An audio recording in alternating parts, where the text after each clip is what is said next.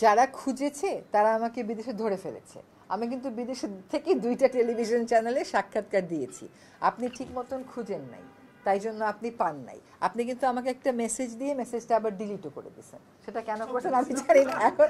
এখন কথাটা হচ্ছে, পাথর ইজারা দেওয়া আর বালু ইজারা দেওয়া হচ্ছে একটা খনিজ সম্পদ মন্ত্রণালয়ের কাজ, একটা ভূমি মন্ত্রণালয়ের কাজ। এই দুটোই আসলে ডিসির মাধ্যমে তারা করে থাকেন। যখন আমরা পরিবেশ আন্দোলন করছিলাম তখন 2011 সালে আমরা একটা রায় পাই যে পিয়াইন এবং ডাউকি, যেটাকে আমরা জাফলং হিসাবে চিনি, ওইখানে ইকোলজিক্যালি ক্রিটিক্যাল এরিয়া ঘোষণা করা হোক। ইকোলজিক্যালি ক্রিটিক্যাল এরিয়া ঘোষণা করলে সেখানে আর অর্থনৈতিক কর্মকাণ্ড করা যায় না। সেই 2011 সালের আদেশ যখন আমি টেবিলের ওই পারে ছিলাম, ওইটা ক্রমাগত চেষ্টা করে 2016 সালে আমরা সরকারের মন্ত্রণালয়ে আনতে পেরেছিলাম, তাই তখনও লড়াইটা সহজ ছিল না। তারপরে 2019 সালে এটাকে ইকোলজিক্যালি ক্রিটিক্যাল এরিয়া ঘোষণা করা হলো।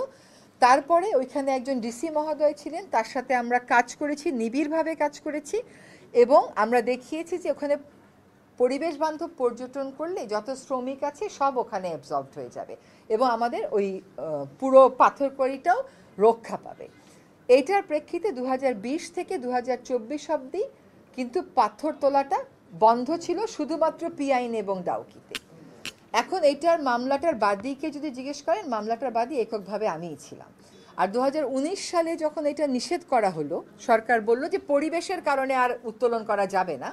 তো পরিবেশ কথাটা কেন এসেছিল? কারণ ওই কাজটা পিছন থেকে সরকারের সাথে সামনে থেকে সবখানে আমি এঙ্গেজ হয়ে আমি এবং অন্যান্য পরিবেশবাদীরাও ছিল, আমরা এটা করেছিলাম। এখন যখন নতুন সরকার দায়িত্ব নিল তখন একটা যুক্তি তোলা হলো যে এগুলো থেকে তো পাথর চুরি হচ্ছেই, সুতরাং এটাকে আমরা লিজ দিই না কেন। তখন আমরা দুই উপদেষ্টা মিলে বললাম যে পাথর যদি চুরি হয় তাহলে যে চুরি করে তার বিরুদ্ধে ব্যবস্থা নিতে হবে। তার অর্থ তো এই না যে আবার সবগুলো আমরা লিজ দেওয়া শুরু করব। বিশেষ করে এগুলোর প্রতিবেশগত একটা সংবেদনশীলতা আছে এবং এগুলো খুবই সুন্দর দেখতে। এটা আমি সবসময় বলেছি যে আপনি যদি ভিয়েতনামে যান, ওখানে আমেরিকা থেকে ইউরোপ থেকে লোকে আসে ওদের এই নদী দেখতে। নিনবিন বলে একটা জায়গা আছে, সেখানে আপনারা ইউটিউব সার্চ দিলেই দেখবেন। আমরা আমাদের এই এলাকাটাকে পরবর্তী প্রজন্মের জন্য সংরক্ষণ করব। আমার একটা বিশেষ কষ্টের জায়গা কি জানেন, আমি আমার বাড়ি সিলেট হওয়ার কারণে আমি যে জাফলং দেখেছি, আপনারা তো সেই জাফলং দেখেনি নাই, হ্যাঁ, ওইটা আবার ফিরিয়ে আনা।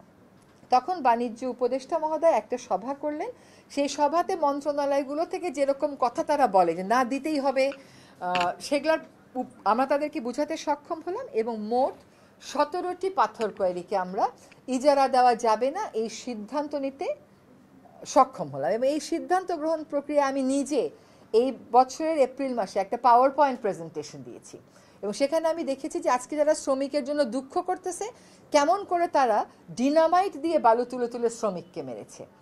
যদি আমি ভুল না মানে এক্সাক্ট সংখ্যাটা আমার মনে নাই, শুধুমাত্র জাফলংয়েই বোমা মেশিন দিয়ে পাথর তুলে শ্রমিক মারা গেছে হচ্ছে বিটুইন 65 to 80, আমার এই মুহূর্তে মনে নেই, বাট এই কথাটা শেষ করে আমি আপনাদেরকে কপি দিয়ে দিতে পারবো সেই রিপোর্টের।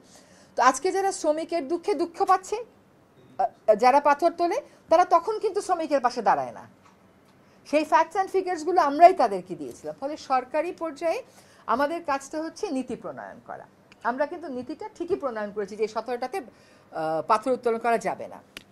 এখন পাথর আদৌ উত্তোলন হচ্ছে কিনা এটা দেখবে কিন্তু মাঠ পর্যায়ের প্রশাসন। মাঠ পর্যায়ের প্রশাসনকে, যেহেতু আমি পরিবেশ নিয়ে কাজ করেছি, আমাকে কিন্তু প্রায় সময় অনেকেই পাঠায় এখানে বালু তোলা হচ্ছে, এখানে পাথর তোলা হচ্ছে, এমনকি চিঠিও পাঠায়, আমি লিখে দিই যে ভূমি মন্ত্রণালয় দেন। তো আমরা কিন্তু বারবার প্রশাসনকে বলেছি, লিখেছি। মুশকিল হলো আমি যখন দেখলাম যে প্রশাসন কার্যকর ভূমিকা নিতে পারছে না বা নিচ্ছে না, তাদেরকে সাহস দেওয়ার জন্য আমি এবং ফজল ভাই আমরা দুইজনেই ফিল্ডে গেলাম, আমি এবং খনিজ সম্পদ উপদেষ্টা।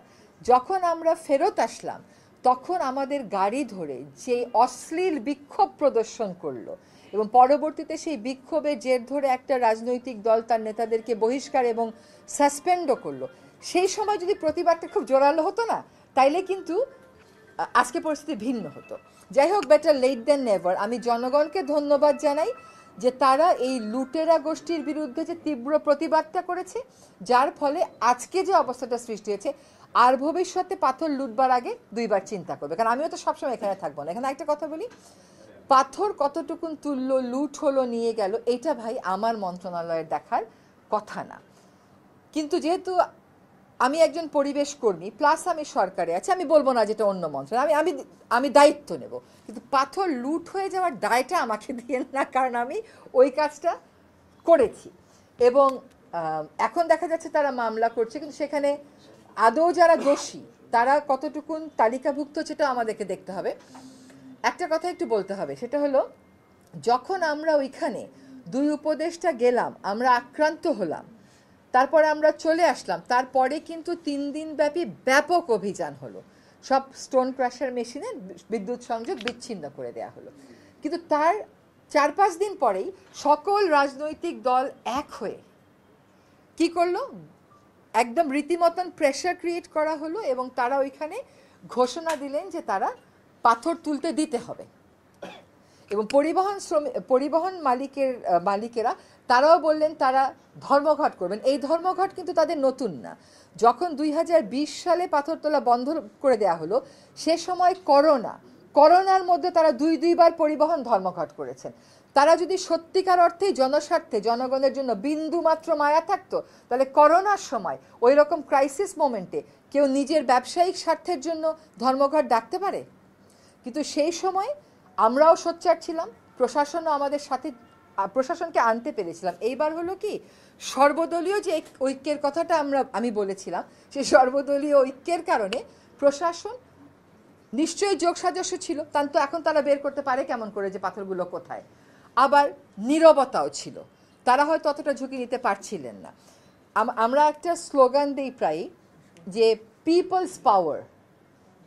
তো আজকে পিপলস পাওয়ার হ্যাজ শোন যে লুটেরা চক্রের বিরুদ্ধে যখন মানুষ দাঁড়িয়ে যায়, তখন যতই রাজনৈতিক শক্তি ওটাকে সাপোর্ট করুক না কেন, মানুষের শক্তিটাই আসলে জয়ী হয়ে আসবে। আছি দায়িত্বে আছি। হ্যাঁ,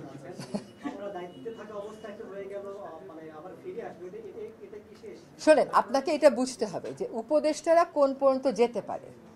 একটা সভায় কোন বক্তব্যগুলো যাবে আমরা সেই পর্যন্ত কথা বলতে পারি, কিন্তু কোন প্লেট গ্লাসে খাওয়া দিবে আমরা সেই কথাটা বলি না, এটা আমাদের বলার কথা না। হ্যাঁ, মাইক্রো ম্যানেজমেন্ট আমাদের করার কথা না। কিন্তু আমরা পাথর লুটপাট যাতে বন্ধ হয় সেজন্যই তো ফিল্ডে গিয়েছিলাম। ফিল্ডে যাওয়ার একমাত্র কারণ ছিল যে যারা লুটপাট করে তাদেরকে একটা বার্তা দেওয়া যে আমরা এটা করেছি। আপনি আমাকে বলেন তো, আপনি গত 10-20 বছরে পাথর লুটের বিরুদ্ধে কোন মন্ত্রীকে স্পটে যেতে দেখেছেন? একটা উদাহরণ আমাকে দেন। আচ্ছা, কোন মন্ত্রীদেরকে আক্রান্ত হতে দেখেছেন? একটা উদাহরণ আমাকে দেন। তার মানে এইখানে যে ঐক্যটা গড়ে উঠেছে, এই ঐক্যটার বিপরীতে প্রশাসন হয় যোগসাজশ করেছে, নতুবা নীরব থেকেছে, বা দুটোই করেছে। এবং সেজন্য প্রশাসনের ব্যাপারে আমরা ব্যবস্থা নেব কিনা দ্রুতই দেখতে হবে। ঢালাইয়ে দৃঢ়তা, নির্মাণে নিশ্চয়তা, প্রিমিয়ার সিমেন্ট, ঢালাইয়ের রাজা।